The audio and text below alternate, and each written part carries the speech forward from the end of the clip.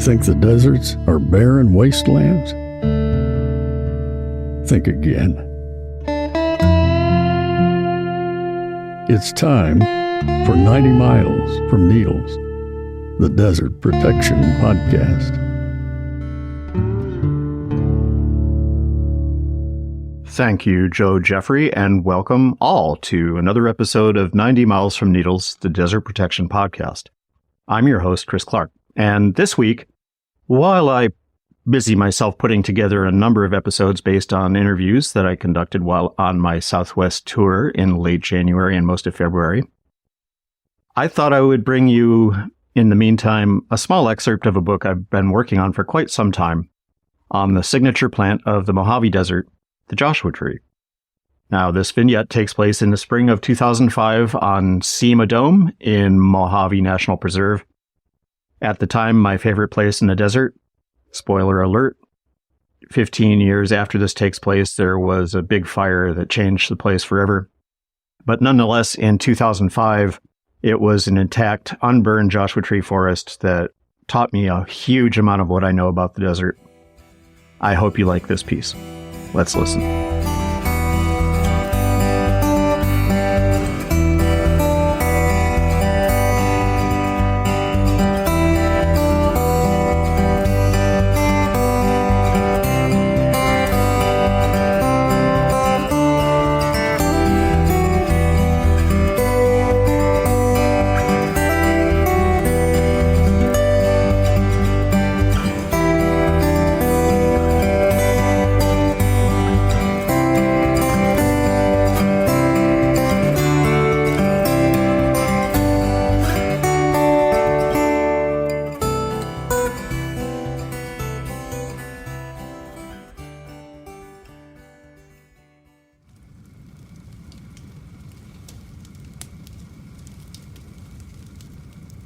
Building a good fire is a matter of balance.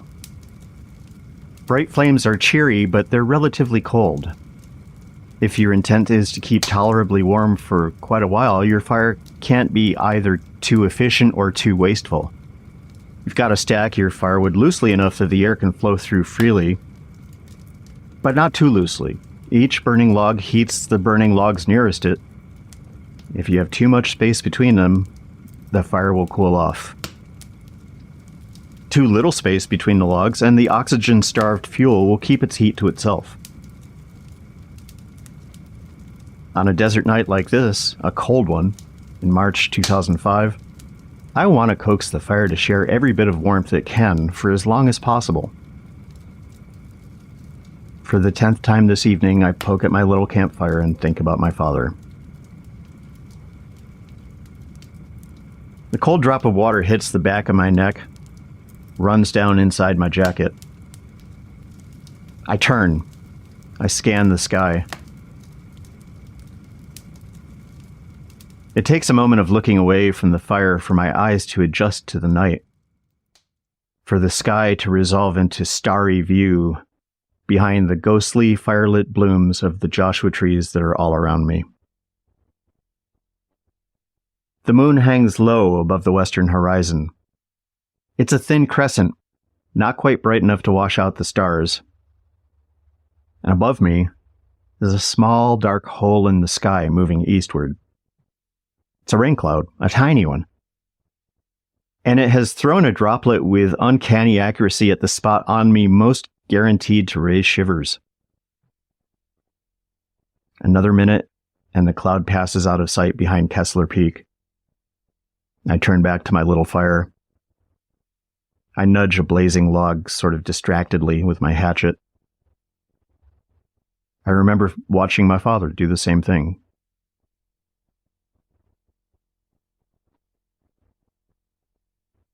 It rained a little last night. I slept out, and though it never rained hard enough to wake me up, I did get up before dawn and found half a dozen plugs of ice in my hair where rain had hit and then frozen.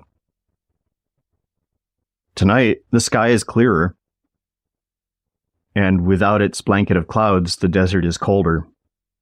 By sunset, a little after 6 p.m., I'd already put on a thermal shirt and jacket, and now I sit really close to the fire. My knees are too warm. The nape of my neck is too cold. According to the law of averages, I tell myself, I am therefore completely comfortable. Sadly, I don't find my argument persuasive. Maybe a little moving around will warm me up, stoke my inner fires a little bit, and get the oxygen flowing through them. I hoist myself out of my folding camp chair and I trudge over to look at a Joshua tree covered in bloom. Its flowers seem to shimmer against the wind. I'm glad it's not raining. The desert's been drenched the last few months. The experts are already calling the rainy season of 04 and 05 the wettest in Southern California history. In August, a flash flood roared down Furnace Creek in Death Valley, killing 2 people and ripping out the road, which, as of this March, has not yet been reopened. And at Zabriskie Point, the flood picked up 2 24-ton concrete outbuildings and moved them 200 feet downhill. That was merely a dramatic summer prequel to the season just now ended. The Mojave got 5 times its usual ration of winter rain. Underground rivers came to the surface, washes burbled with water, dry lakes filled.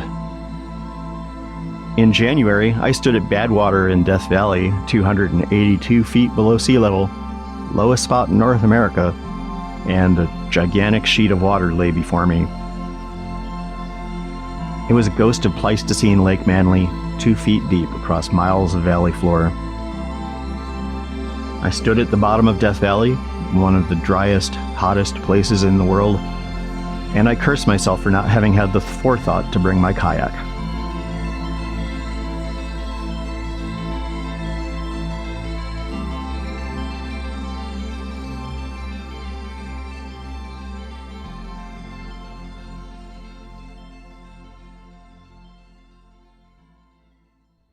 The lakes have shrunk in the 2 months since. The land around them now is mantled in pale green.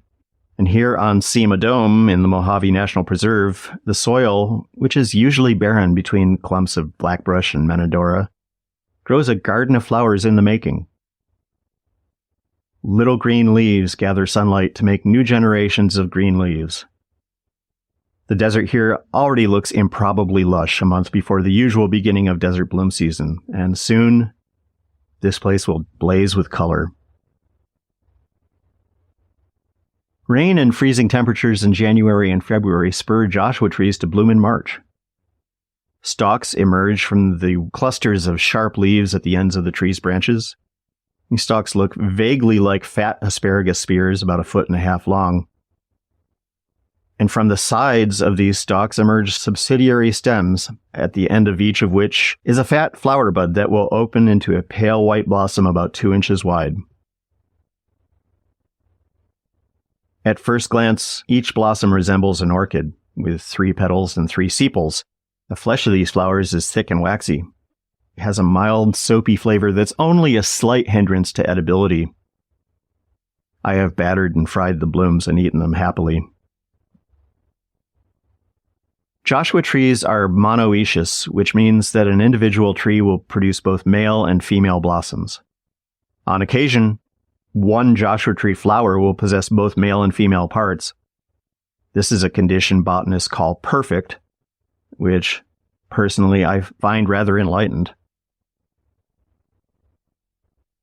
I watch tiny moths flit back and forth between the open flowers on this Joshua tree, and it's far too dark to see them clearly. And if I went to fetch the flashlight out of the truck to see them better, the white light would spook them. They don't mind red light, and serious moth watchers cover their moth viewing torches with red cellophane. That's a basic camping essential that I have once again neglected to pack.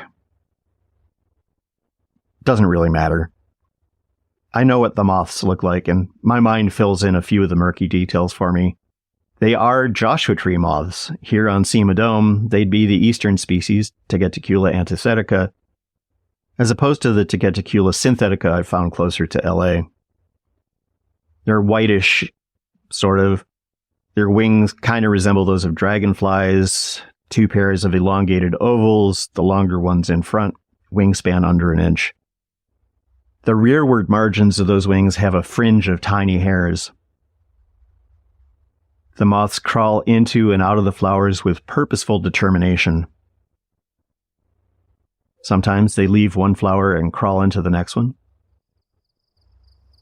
Sometimes they come to the lip of a flower and fly out of range of my night vision.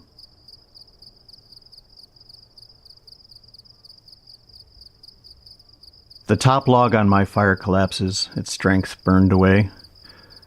Yellow flames flare up briefly, then die down. My little fire turns red. It deepens. 20 feet away, I flip my collar up against the cold breeze and shiver. I wonder if I should just let my fire go out. I'm ambivalent about night fires. They warm one, and on a night like this, that's no small favor, but they keep my eyes and hands busy and distracted. They blind me to the stars. They make a circle of not night in the desert, and they imprison my mind in that circle.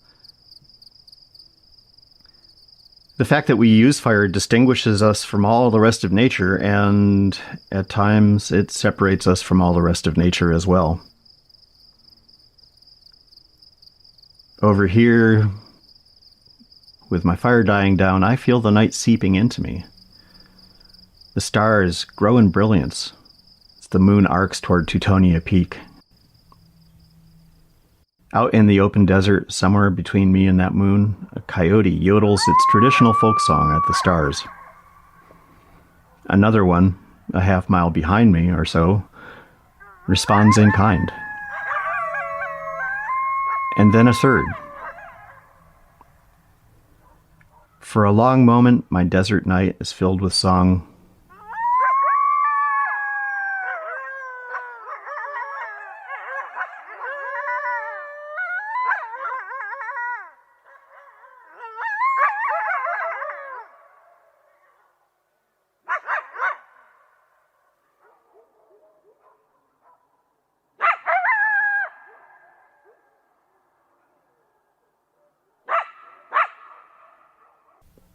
And then the moment is over. I wait a long time for an encore. When it becomes clear after the moon sets that no encore is coming, I walk back to my dying fire and almost automatically, almost out of duty, place more wood on it.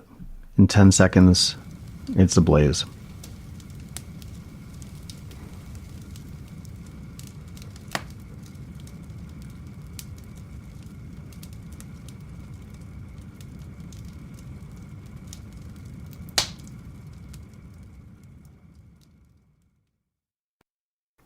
I wasn't born a desert rat. I grew up in the wet country east of the Great Lakes, where summers brought rain that actually hit the ground and then rose back up into the air as humidity and mosquitoes.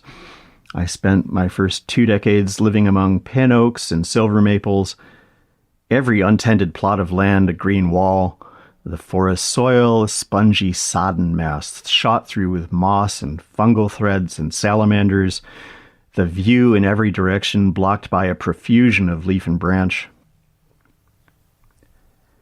Now and then, someone would cut down one of those trees and saw it into cordwood, and then sell the wood to my father, who would set it on fire.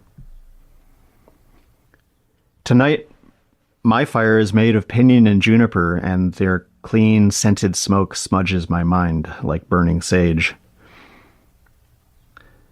Back then, as I studied my father placing each new log on the half-burnt remnants of its companions, the smoke that followed me around the fire was deeper, its secrets better hidden. Even then, the upstate New York landscape seemed claustrophobic to me. Second and third growth forest turned inward and brooding as if suffering from generational trauma.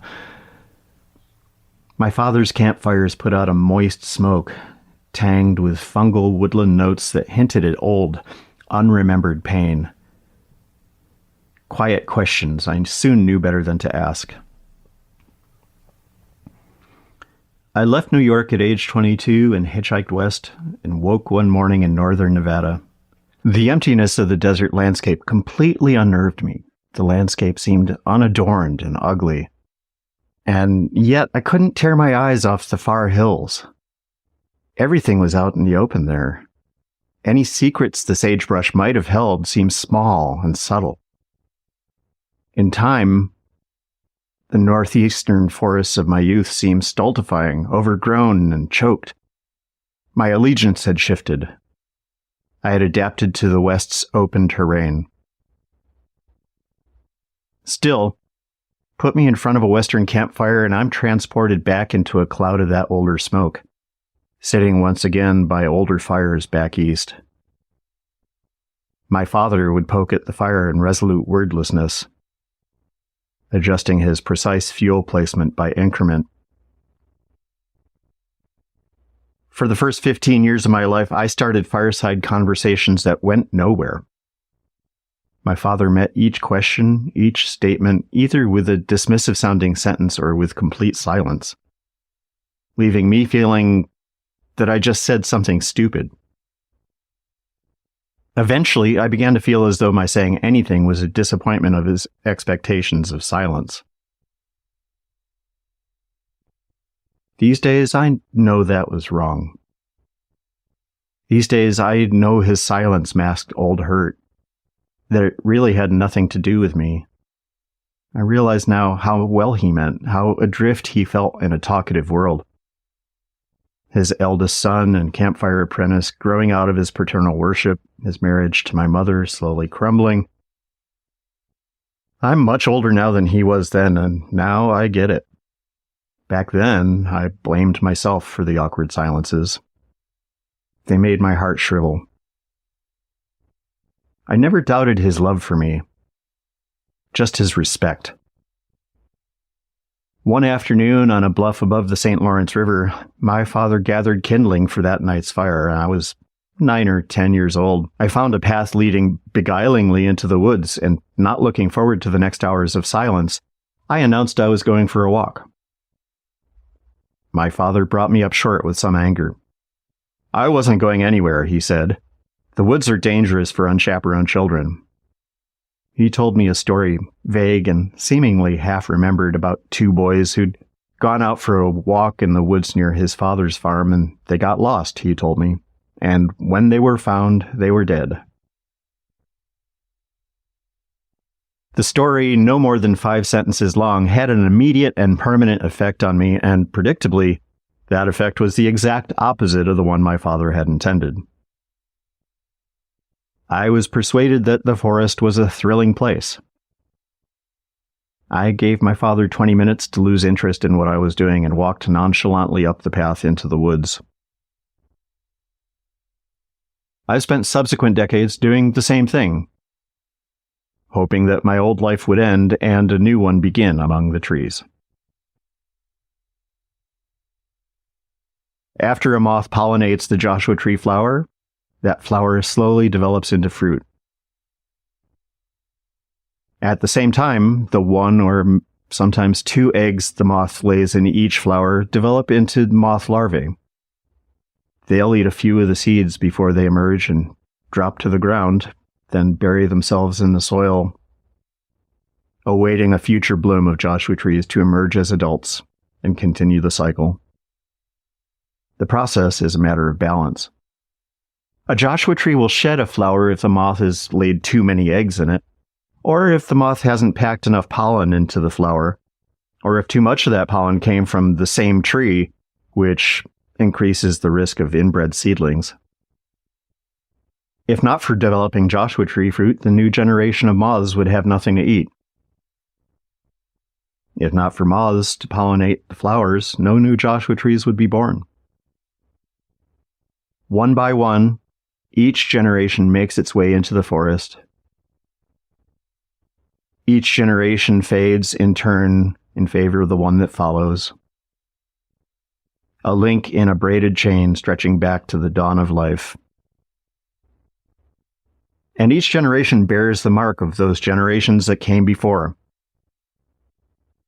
More talkative than my father by an order of magnitude, I still inherit from him his tolerance of days-long silences, his ability to let important things go unsaid. I fight it in myself. I conscientiously tell people I love them, I try to return friends' phone calls within a few weeks. I deliberately strike up conversations with complete strangers, and still I find I'm not fully at ease until I need not talk to anyone. Until I'm sitting alone for long, dark hours among the Joshua trees. The forest calls me, and I'm unsettled until I answer it, until I head toward yet another little fire like tonight's, driven to it like a moth to, well, you know. Dawn will break in a few hours, and I look forward to another day of walking in the Joshua Tree forest. The desert floor here fills more each day with green. I'm already looking past the end of this visit and planning the next one.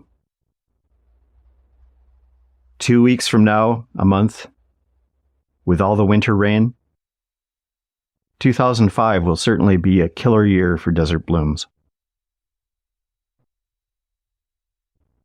Call it unfinished business if you like. Call it wish fulfillment.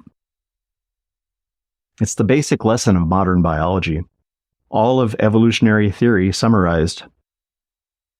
Trace the lines of ancestry of any two living things back far enough, and you find a common ancestor. The eastern and western Joshua tree moth species share an ancestor perhaps 15,000 years ago. Their mutual ancestry line diverged from mine 590 million years ago. If you go back another 400 million years before that, the Joshua tree's line of ancestry converges with ours. And thus, when I speak of the kinship of all life, I do not intend metaphor. The moths, the coyotes, the pack rat now watching me from across the fire, the owl swifting past on silent wings, the trees presiding quietly above us all. We're related. We're kin. It's the family I've always longed for, and I cherish my place in it, sitting among my kin in quiet contentment, now and then posing the Joshua tree's questions they never answer.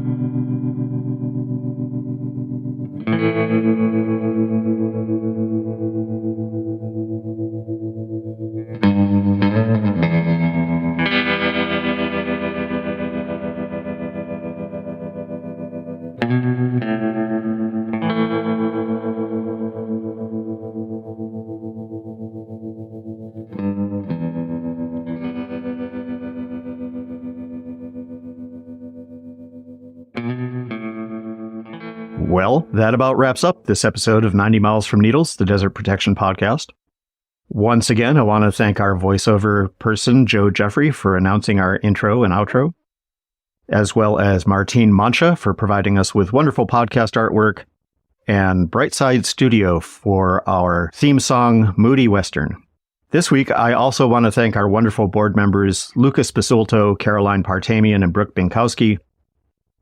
And I want to thank you for listening.